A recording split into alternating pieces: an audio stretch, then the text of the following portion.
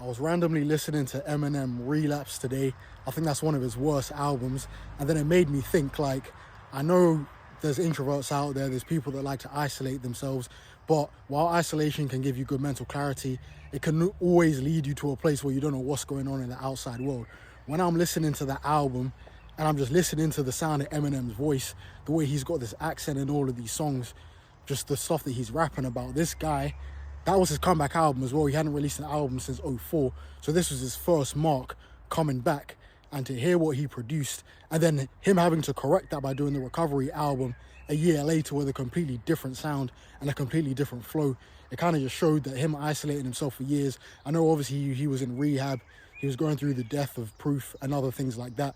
And he was going to diss Lil Wayne. He was in a weird kind of space at that time. He was going to diss Kanye.